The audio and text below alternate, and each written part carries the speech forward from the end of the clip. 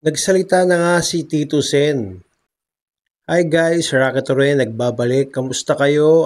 Dasal ko sana okay ang lahat. Kahit na meron tayong super typhoon, mag-ingat tayong lahat guys.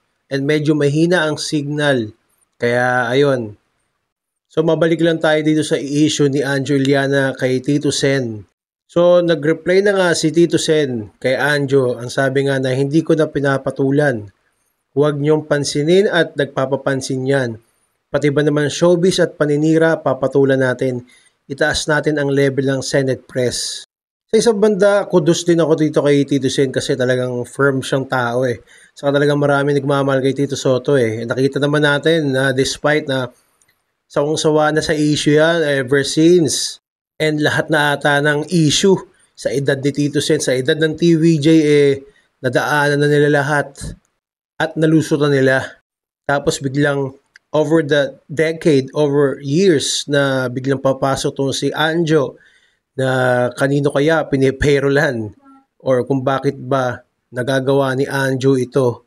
Sobrang daming videos na tungkol lang kay Tito Soto talaga. Talagang pinapatamaan niya. Hindi lang pinapatamaan, dire-direct niya yung palutsyada puro kay Tito Soto na nakita ko nga rin sa TikTok. Sa Blue App, nakita ko nga na ang dami mga video na kumakalat na rin at nakakaano kasi nababash na si Anjo. Kanina nga ba naglilinis ako nakita ko tong t-shirt na to and yung sombrero na from Joey De Leon niya kay Boss Joey. And yun nga, nakita ko rin yung coffee book ng Itbulaga, yung unang 3 dekada. Nakakalungkot kasi isa siya sa nandun sa mga first page talaga. And wala, talagang ganon. Sana worth it talaga yung kinikita mo dyan, Sir Anjo. At kung kumikita ka man, pero kung hindi ka man kumikita, nako, kakaiba rin talaga to. Yun nga lang, ang dami nang nadamay, Soto Clan family, mga kaibigan, mga ex-Dabarkads, and siyempre, ang tanong nagulat ang buong bansa na bulaga mo, Sir Anjo. Sa issue to, kung talagang meron kang gustong sabihin at sinabi mo na nga na may i-reveal ka, Sir Anjo, di sana ilabas mo na para kumbaga magkaalaman na rin and makita natin kung talagang credibility or meron kang credible source o resibo na sinasabi mo kasi yung ginawa mong, yung sinabi mong resibo, wala na, namayapa na yung resibo and sabi nga ng mga tao, ang comment sa'yo bakit iiyak sa'yo si Direk Bert De Leon?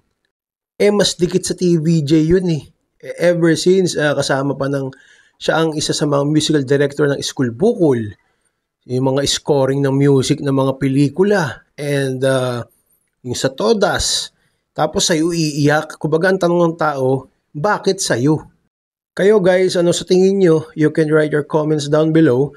Pwede natin pag-diskusyonan, pag-usapan natin habang bumabagyo.